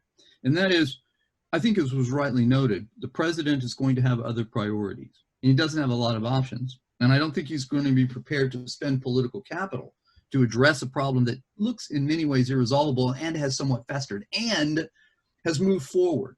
Again, North Korea has a nuclear weapon. It has honed that capability. And so there doesn't seem to be an easy and ready way to address this that doesn't require a lot of time, a lot of energy, and ultimately isn't going to make a lot of progress. And at the same time, Kim Jong-un needs attention. Kim Jong-un needs to be public enemy number 2. He needs assistance. He cannot afford to have the rest of the world shutting him down and ignoring him because his economy and his managerial system cannot support itself. And thus he needs to be engaged. He needs to have South Korea providing assistance. He needs China to be opening the borders to allow trade. And so what he wants more than anything else, with all due respect to our ASEAN colleagues who would like to perhaps provide a venue and be at the table, what North Korea wants is it wants the Americans to engage, to give them status, to lift the sanctions and to provide opportunities for North Korea to rise in the estimation of the world. And there aren't a lot of countries that are going to be able to provide that. So that strikes me as a pretty powerful dilemma, that the unwillingness of the United States to engage, at the same time a need on the part of Pyongyang to have that attention, to have that process moving forward, that looks to me like something of a pressure cooker. And I'm sure that, as I think has been noted previously, North Korea has traditionally tested new US presidents. And I think that we could probably expect that. And I think we would probably expect a Biden national security team to be intelligent about its response. It will not ignore it. It will not overreact as President Trump did when he was first pushed by North Korea. I mean, if you recall, Rocket Man and Fire and Fury was very much part of what a traditional, was an overreaction to what North Korea almost invariably does. So we should expect more of that. We should expect a more measured response. But unfortunately, we're going to see it in a world in which we have, which has changed. And North Korea has moved forward and may continue to provoke and may continue to prod to see where the seams are in the array of forces that are against it, and yet at the same time continue to try to modernize a nuclear capability and prove perhaps to the rest of the world that you can defy the United Nations, you can defy the United States, you can defy all the major powers of the world, and you can ignore your legal obligations and still get away with the creation of the most powerful weapons on earth. Again, I said I'm a skeptic. I hope I proved it. And now I really look forward to the conversation. Thank you all very, very much. Well, thank you so much, Brad, for your candid. I think listening to you being being a skeptic, I see that you able to identify, in my view, quite clearly some of the thorny, most persisting challenge. Basically, the idea that to get rid of a nuclear program of North Korea cannot be done because North Korea never want to give up. So why would you want to ask a person or a state or a leader to give up on something that they never going to give up? I think you have make it this very clearly, and then I think through this skepticism we have to dissect further down on how we approach North Korea. Looking at my time, we only have 15 minutes, and I have a slew of questions myself. I have 5 or 6 questions. I don't know what to do with it. I will not ask my question. I wanted to just bring in a few. I have many from my own institute asking questions. I will, if the speaker answer the other external participant question, then I will move to those with my institute. So I wanted to let you know that I have a very good friend. Her name is Emma Leslie. She's from she's an executive director from the Center for Peace and Conflict Studies. She traveled many times to North Korea and do all kinds of good things. She knows very well the Rakhine state issues. She understands the peace process in Cambodia. She left already, but she gave me a message of which I like to point out to you that her message is that sanctions must end, and Cambodia know too well about isolation. If you isolate a country, it will not be a good thing to do. And her second message is that the inter-Korean relation must remain, and she hoped that the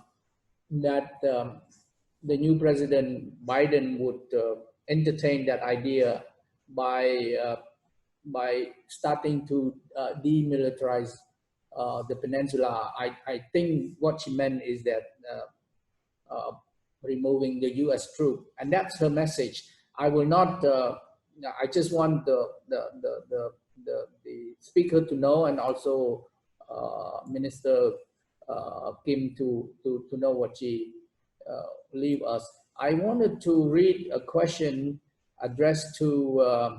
This is from Mekong River Committee, a gentleman by the name of, just a minute, Sotir. He would like to ask a question to Minister Councillor Kum Jimin.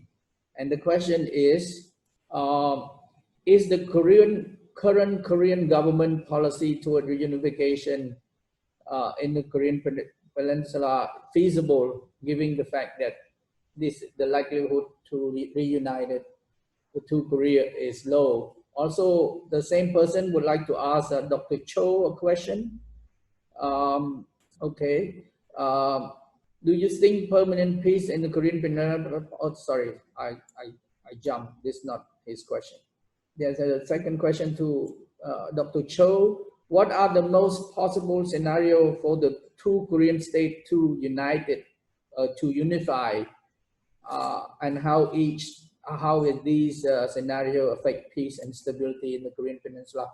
If the two of you could answer this question quickly, I would appreciate it. There are a lot of questions. I don't think I can cover all, including my own. So, Minister, what is a reunification policy? I think you said it already, but I think he wants a little bit more spice. How you make Korea agree to reunite it with the South, the North to reunite it with the South. Hello, can you hear me? Thank you. Yes, we can hear you. Yes. Okay, thank you very much for that question. Well, reunification, that's a question that we all have. We always yearn for the unification someday. But as you know well, like our policy I have stated, is to first establish the permanent peace regime on the Korean Peninsula. That is the first step, and then the reunification issue is something that we can be looking into in the future. So at the moment, currently, we've been divided for over 70 years, and so at the current moment, the key factor is, again, to take a step-by-step approach in establishing the permanent peace regime, and then from there on, we go on with the unification. So right now, the focus should be on establishing the permanent peace regime on the Korean Peninsula through the policy and the vision and the steps that I had outlined. That's the point that I just like to make. Thank you very much. Dr. Cho, you'd like to say a few words? Thank you. I'd like to make brief comments about Kim Jong-un's commitment to denuclearize. I think what is important is whether or not he will take a substantive action toward denuclearization. I'm not, in my personal view, I'm not quite sure he has real firm commitment to denuclearize. But the important thing is that whether through pressure or some compensation, I think it is important to start substantive actions toward denuclearization. That is what is most important. Some people say that when North Korea talks about denuclearization of the Korean Peninsula, they never talk about denuclearization of DPRK. They always talk about denuclearization of Korean Peninsula. So some people infer from this particular wording that what North Korea has in mind is not a genuine denuclearization. It's more of a disarmament. So now they declare that they are nuclear power. They want to engage in disarmament negotiations with the United States. So I think this is problematic. But anyhow, it is important to go forward with this even step-by-step approach with a substantive actions toward denuclearization. My second point is about reunification. I think, as Minister Councillor Kim pointed out, the reunification would not be a one-shot overnight event. It has to be a process. How much time it'll take, I don't know, but it has to be a peaceful transition from the current status to a status of unification. I mean, it depends on how you define reunification. Some people talk about the one country, two system. For example, we have two different political systems in North and South Korea, respectively. But economically, North and South Korea is integrated. So it's one big market. That's what is envisioned in the vision of Korean economic community of the Korean Peninsula. So I think it is very important to have the inter-Korean economic cooperation in that regard. I think that will provide the material basis for the reunification later on. And also about the role of ASEAN in inter-Korean peace process, as Professor Geetha pointed out. First of all, to my knowledge, North Korea a couple of years ago applied for sectoral dialogue partnership, and the ASEAN Secretariat is kind of consulting about that, but I don't know the latest news about that. But anyhow, there was some movement on the part of North Korea to apply for the partnership status. I think in new Southern policy, we have a very high expectation about the constructive role of ASEAN in contributing to inter-Korean peace process. As Professor Geetha pointed out, I think North Koreans feel very comfortable in Southeast Asia. Whenever they do bad things, they do in Southeast Asia. Whenever they do good things, they do in Southeast Asia, right? So they all 10 ASEAN countries have a diplomatic relationship with Pyongyang, and I think 6 out of the ASEAN member countries have their diplomatic mission in Pyongyang. So we would expect ASEAN to play a constructive role of socializing DPRK and try to mediate DPRK in engaging with international society.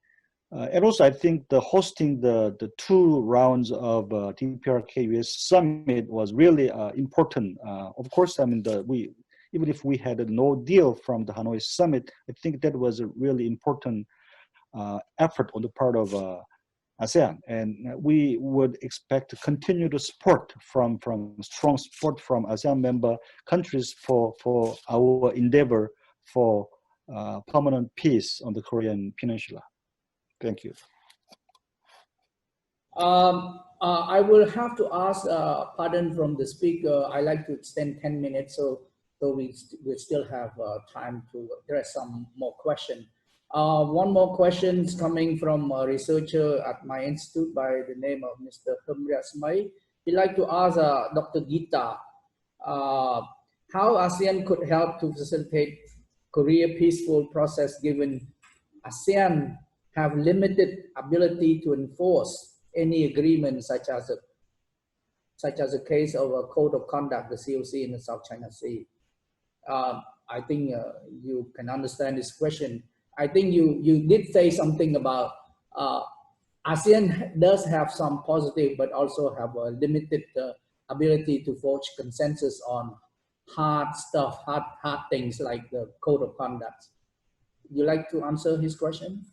Yeah, in terms of how can ASEAN facilitate inter-Korean peace process, I think the most important thing is to give North Korea, not give North Korea, but North Korea needs to be a stakeholder in East Asian affairs.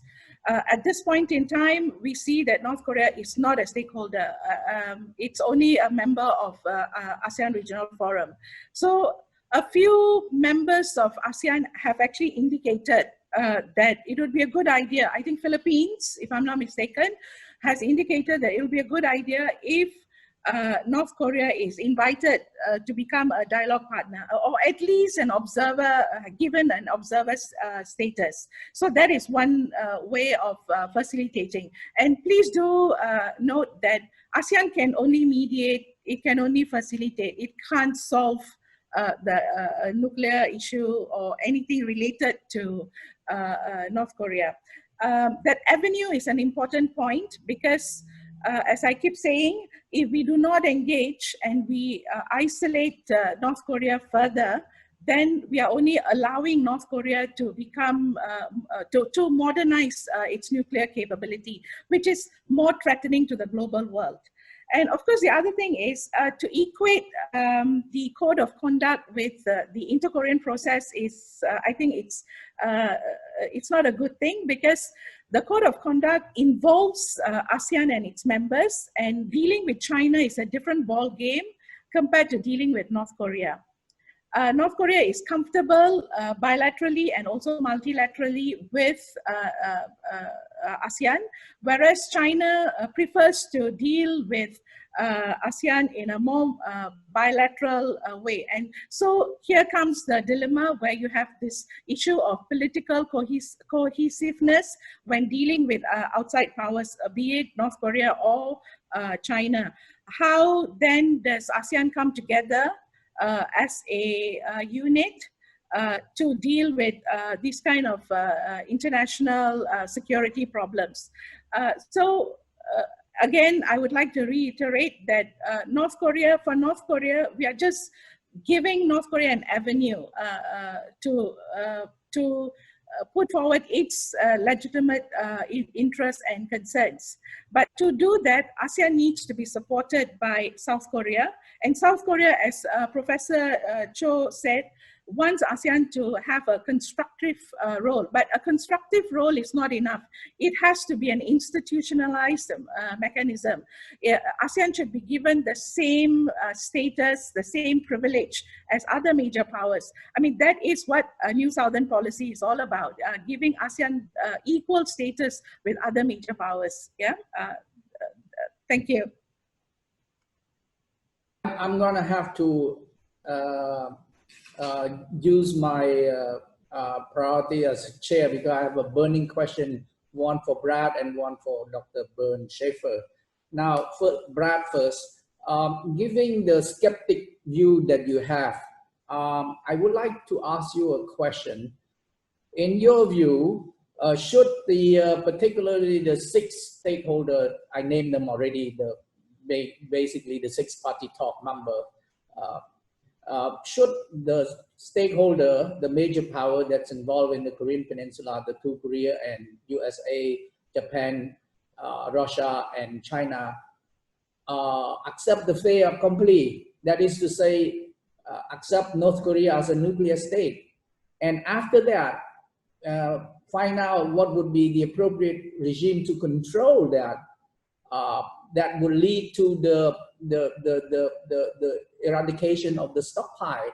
Would that be something too skeptic to think about? Because just now, like I said, being skeptic, you point out a very clear view that North Korea will never give up this nuclear power, nuclear program, and how we deal with it.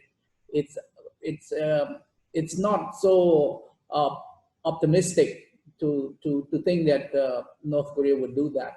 So in your view, would that be something that can happen?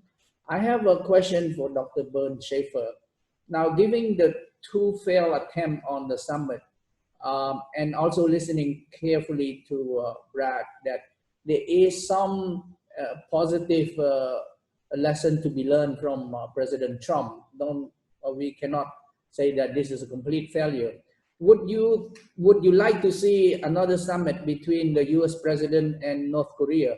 And if that is a wish that you have, under what condition that can happen? And giving the view that Brad have insinuated that maximum pressure will no longer be the strategy. Maximum pressure meaning hard sanction, UN hard sanction, and effective deterrence from the American toward North Korea.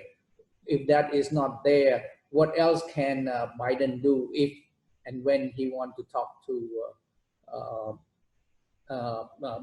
the rocket man? I'm trying to think of his name, but Kim Jong-un. Thank you very much. And I think after this, I have to beg pardon to all the, I have like 20 questions coming, but I will leave the last 1 minute each for you to make your last comment. And I will close this roughly in about 5 to 10 minute time. Thank you so much. Brad, can you go first? Sure, and you can include this in my final comment. The answer to your question is no. We cannot, if North Korea chooses to violate its nuclear non-proliferation treaty commitments and wishes to keep its nuclear weapons, we cannot pretend that that is normal. That is one abuse among many, I think, that we need to keep in mind. That doesn't mean that we completely isolate North Korea, but what it does mean that there can be no normalcy as long as that regime considers international legal obligations of that nature to be utterly, optional. And thus, I would suggest that we act in ways that limit its capacity to do mischief, but we never accept it as a normal member of the international community because it is choosing to believe that it is somehow above the rules and regulations or norms that should apply in laws to every other government. And, to that, I would just note to Geetha's comment, I know I sound like a irredeemable hawk in this conversation.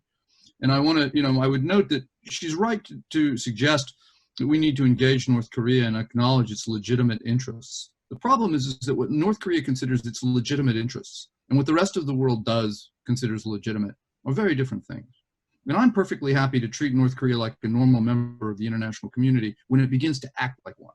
And what that also means, so that means it does not cheat. It does not create nuclear weapons. It does not test those weapons in ways that threaten its neighbors. It does not commit acts of violence, weapons of mass destruction against other countries or that ultimately that threaten the civilians of other countries and be utterly indifferent to the potential consequences. As you noted, and I just point this out because it strikes me as being very typical, that, as you said, North Korea murdered a dissident, if you will, and in a way that put potentially hundreds of other lives at risk.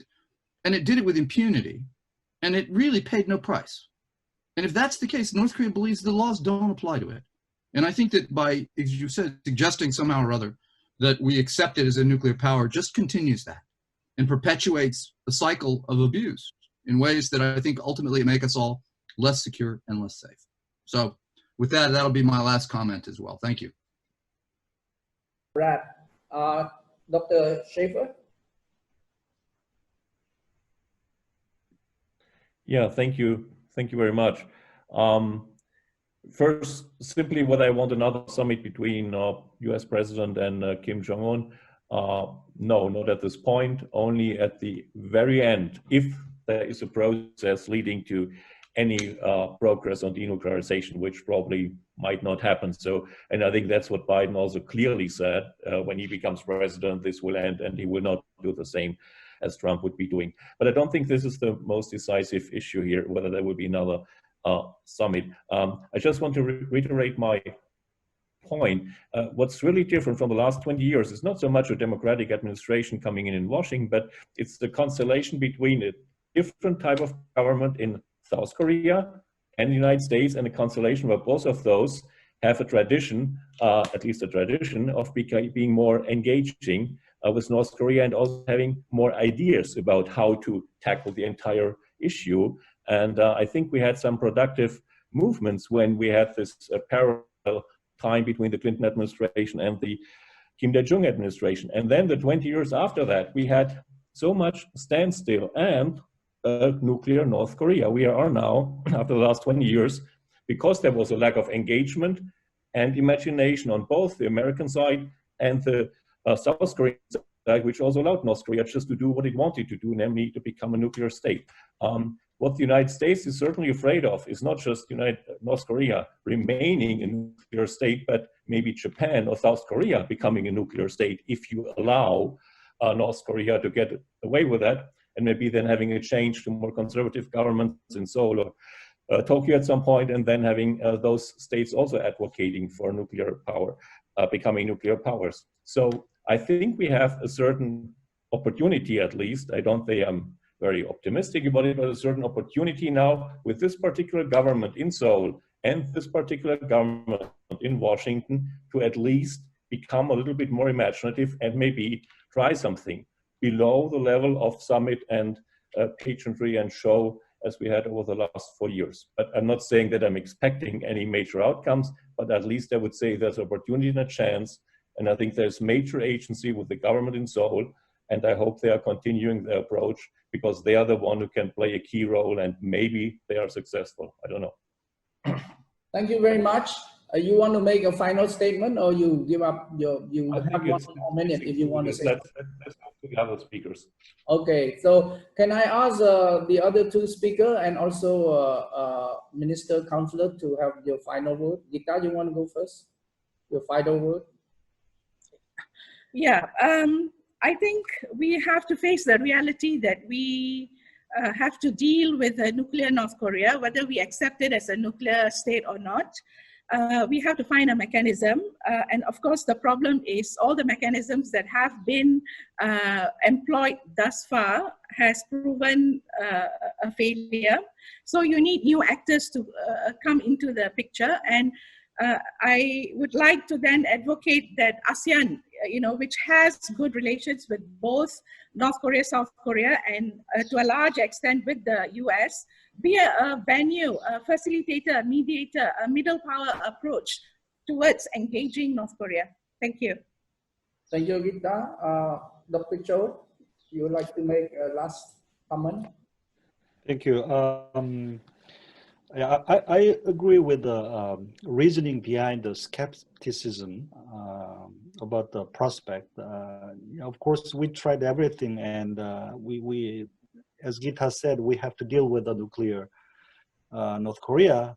But it is important that we need to keep the principle that we cannot accept and recognize the nuclear North Korea.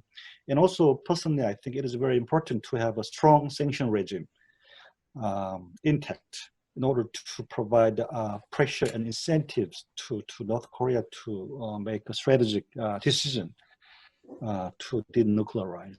So they have to realize that denuclearization is better option for them rather than going for nuclear. And the conditions for the 3rd summit, well, it is obvious that Biden will not take the top-down approach as Trump. I think the Biden's administration's approach toward North Korea would be a bottom-up process based on the negotiations in advance by the professional steps. Of course, I think it is my impression that President Moon hopes for a 3rd round of US-DPRK summit, but I don't know if that would be in the plausible in short-term period. But I think if a 3rd summit would occur, I think the process leading up to that summit would be quite different from the past 2 rounds of the summit. Thank you. Thank you very much. Minister Kim, you have more than 1 minute. I'd like to invite you also to say, to have a concluding remark. If anything else you want to add on or any message, please do. Yes, thank you very much for this very fruitful discussion today. I think this was very helpful for all of us in addressing the issues. And we are also looking forward, because with the new administration in the United States, we look forward to a new year, next year, of how the process and how things will evolve. But like I have said, the Korean government's position is that ultimately, the ultimate goal I think we have in common is the denuclearization and establishment of peace, permanent peace on the Korean Peninsula. And I think that we all, the international community, need to get together and try to go towards that ultimate goal. And to do that, we would like to stress dialogue. Dialogue is the first step that we should start from, and we will be putting all our efforts into trying to re-engage North Korea into a dialogue. And that's the first step, and that's the most important thing. That's the last, that's the kind of the message that I would like to iterate at this point. So thank you very much for your comments and all your questions. This has been a very engaging and fruitful and also helpful session. Thank you. Thank you very much, Minister Kim. I must bring this webinar to a close. I have just a very short, I wouldn't say takeaway. I will write up what we record everything you say, and I will look through and try to bring out what are the salient comments and message and view perspective that all the four eminent speakers have given us, and we'll submit a report to you, Minister Kim. My ending remarks is as follow. I know how difficult it is because I have written a research paper on North Korea peace. I visit a few times the denuclearizations. I visit the great country of South Korea many times. I have not yet visited North Korea. I don't think I'm welcome there. I'm not sure. But anyway, before we start, we set to try to discuss what would be the recent development concerning North Korea peace to return to the Korean Peninsula, particularly on denuclearizations of North Korea. I thought after the discussion we have a very clear view, but I'm a bit pessimistic to say that there still remain many obstacles to this process. But I have to take note of the keen intention made by President Moon in engaging maintaining the inter-Korean conversation or relation, and very last word from Minister Kim also that dialogue would prevail. I hope that would be the case. And the question then how we bring North Korea in, and Geetha suggests that we should invite North Korea to become what's it they call a dialogue partner, which pave the way to a more stronger status. I'm not sure whether North Korea want to be dialogue partner of ASEAN. We have never hear exactly what it say, and given the fact that North Korea only want to have a directly bilateral, direct way of engaging the biggest power in the world, that is the United States. I'm not so sure that North Korea see ASEAN in the same view as ASEAN would want to offer our sincere help. We have to make clear. I have not seen any informal meetings start with North Korea and ASEAN in that regard. So there remain many things to hammer out. And denuclearization, is it feasible? Given the fact that I don't think the US policy will depart much from maximum pressure. That is to say, UN sanctions will remain, and deterrent policy will have to remain. I don't think the US will remove the troop from South Korea. I doubt it. So these things are very, very difficult. And so the idea of the summit is still have some value, provided that the President of the United States see himself as more magnanimous, a more bigger role to try to seduce North Korea, but that have to also come very clearly from North Korea. And so, but the one thing that I do not see much talk about is the Chinese positions and the Russian and the Japanese position, of which I do think that they also hold key to anything that happened, particularly how to restore peace to the peninsula. I hope we can continue this dialogue. I hope that CICP will be the venue to bring other regional experts to talk more about these issues and to bring more clarity and to offer perhaps some suggestion as to what to do to all the power that's involved in this very complex and constrained landscape of security issues in the Korean Peninsula. Last but not least, I like to thank again all the four speakers, and I would like to thank Mr. Kim for giving us this opportunity to bring these issues to Cambodia. I'm sure the Cambodian students really appreciate it. I have like 20 questions from them. Sorry, I cannot answer them. We hope that we can do more this kind of dialogue. And so I have to apologize to the time constraint that we have. usually when I do this, it is 1.5 days. I think Geetha and Dr. Bernd Schaefer was a guest speaker to our conference as well. It was a 1.5 day conference. Now try to do it in 2 hours is not all possible. I thank Dr. Cho for sparing his time. We very appreciated your view as a Korean eminent analysis. You also quite knowledgeable about the issues surrounding your country and definitely North Korea. So with this, I like to offer my goodbye and ask that everybody remain safe. The vaccine is on, it's just around the corner. I just exchanged some view with Geetha that Moderna is now requesting Singapore to circulate this vaccine already. So just be patient. Maybe life will return to normal in a few months' time. So please send in your paper to me. You have, like I said, 2 more weeks if you like, and we'll try to put together some report based on a very rich and interesting conversation that we have among and between all the eminent regional experts and from our friend from America also. Thank you for joining us, and a big goodbye to everybody, and stay safe. Thank you. Thank you. Bye-bye. Thank you, Brad. Thank you, Dr. Schaefer. Thank you, Mr. Thank you, Ambassador Paul. Thank you.